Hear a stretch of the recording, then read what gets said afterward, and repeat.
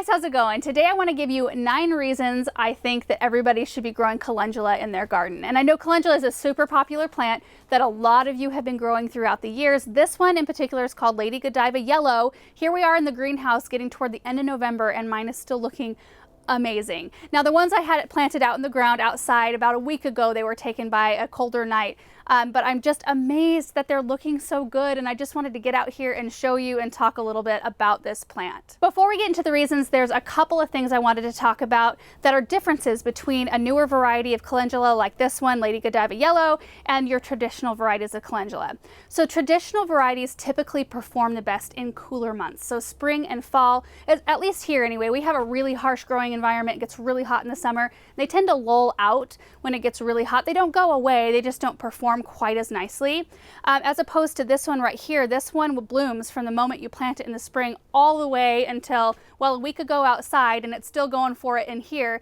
So there's a little bit of difference there, and the reason for that is that this one has been bred to be almost sterile. It's not 100% sterile. It will set a few seeds, but not many, which means most of its energy is going into beauty. It's going into lots of flowers, lots of productivity, so it's a really good contender for containers. While for us here, the traditional varieties, you want to put them somewhere in the ground, somewhere where they're not going to be like front and center, because they do lull out like that.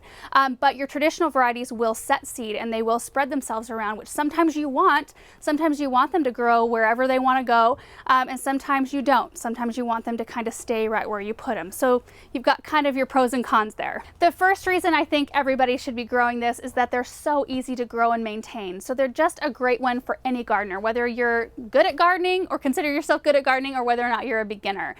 Because these don't need any fussy care. You can just pot them wherever you want to. Like this one was in a container. I had them in raised beds. I had them in the ground. They didn't need to be deadheaded. I didn't have to water them extra.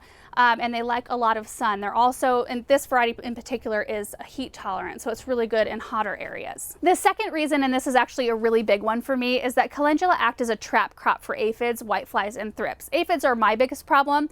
They produce a kind of sappy substance that the aphids are attracted to. So if you plant it, like say in your vegetable garden near crops that are usually affected by aphids, like if I ever plant Brussels sprouts, aphids are thick on them, or cabbage, broccoli, cauliflower, those tend to be my worst. If I plant calendula nearby, all the aphids will be on this plant, and that means I don't have to spray my vegetable plants, which is a really great thing. And so while these attract the bad bugs, they also attract beneficial insects as well, like lacewings and ladybugs. So wherever there's a food source, the ladybugs will find it, and then they'll mate and create more of their own kind, which is awesome. It kind of creates this really good ecosystem. And usually they keep up really well with the aphid population. Occasionally though, if I feel like the aphids are getting a little bit too thick, I'll cut the whole plant back and just toss the affected foliage, get rid of all of those aphids after I hand pick the ladybugs off. And then this calendula plant grows back really fast and blooms. I mean, just in a couple of weeks' time, you've got a nice mound again.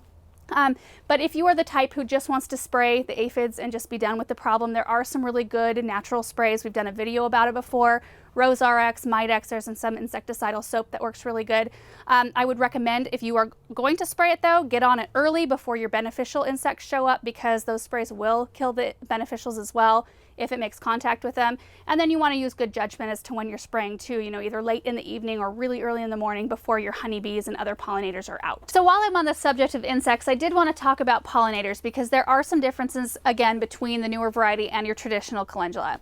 So this one, while it has a double full flower that has a bright color that may attract the pollinators in, you can't really get to the center of the flower very easy, so there's not a really good opportunity for the pollinators to feed, as opposed to your traditional variety that has more of an open face. There's a lot more opportunity for your butterflies and honeybees to feed. But again, these are kind of grown for different purposes. You know, you've got this one that's for maximum beauty, maximum amount of blooms for as much of the season as possible, as opposed to your other calendula that doesn't bloom quite as prolifically when it gets hot.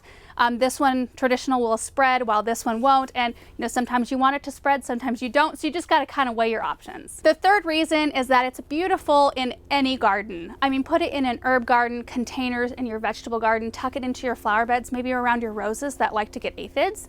I mean, this can go absolutely anywhere that you want it. Like, it blends in really great in your perennial border, just so long as it gets enough light. Reason number 4, and I think that this one applies more to your traditional varieties of calendula that you can grow from seed, is that it's really good for your soil. So you can grow it as a cover crop. They grow really thickly, they have very fibrous roots.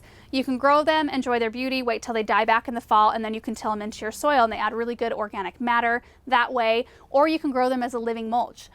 Because they grow so thickly, they will help suppress weeds, and they also help with moisture retention. The fifth reason is that they're great for cut bouquets. And I know that some of you guys like to grow things just to be beautiful out in your garden. I like to do that too, but I also like to grow extras so I can have something to cut to bring inside. I really enjoy having fresh flowers inside my house, and especially if they have a long vase life. So while I create something and I'm popping some flowers out 3 or 4 days after I make the bouquet, these hang out usually until the very end, and they're one of the very last flowers that ends up kind of withering away. Reason number 6 is they actually make a great dried flower too. So you can dry them naturally, or you can press them. I pressed a bunch of them in my flower press. I've used them on my little white clay ornaments that I made. I use them in pressed flower like framed art. They're just really versatile that way. The 7th reason, and this should have probably been one of my earlier reasons, is that they're edible. So you grow them in your vegetable garden or herb garden or wherever, and they kind of just go along with everything else. You can go harvest your greens and your whatever else you want in your salad, and you can pick a few flowers too to toss in for some color. The most popular thing to eat are the blooms and the petals. The leaves are edible as well, but I don't think they're as tasty. I'm not going to be eating calendula leaves, but I think it's really fun that you can use them to kind of brighten up any dish. You can use them as pretty decorations on a dessert too. Reason number 8 is that calendula actually has a lot of medicinal properties. So it's antiviral, antibacterial, anti-inflammatory. I remember my mom making all kinds of salves and teas with things just like this. In fact, I thought since I've got so many gorgeous flowers, it would be fun to harvest some of these now so that I can show you guys how we make things like that. You can also find them listed as an ingredient on a lot of sensitive skin products because they are hypoallergenic. But it's just nice if you can make your own stuff with these because the reliability and potency and just the fact that what's been how these have been treated, they haven't been sprayed with anything and things like that. It just can't be matched when you're, putting it up against store-bought products. And the 9th and last reason is that it's actually really good for your animals as well. So while it has medicinal properties that are good for humans, those same things kind of translate right over to animals and can help with any of them that are dealing with any kind of skin issues. So you can use the same salves, infused oils. I know that a calendula infused oil can be used for dogs that are dealing with ear infections. You can feed the flowers, petals, the whole plant really to your chickens, and it will improve the color of their shells and their yolks. It's just a really good overall, all around plant. And there's lots of really good recipes online you can find for salves and teas, but maybe, somewhere along the line down the road, we'll come out with a couple videos showing you how I make mine. So anyway, I just think that it's a good plant, whether or not you're using it for medicinal or you're using it for pollinators or not, or you want to use it in containers for maximum amount of color. I just think it's a really easy plant to grow, and there's just so many good things about it. So I just wanted to share and kind of show and tell my calendula and how it's looking right now because I'm just so proud of it. So thank you guys so much for watching this video, and we will see you in the next one. Bye.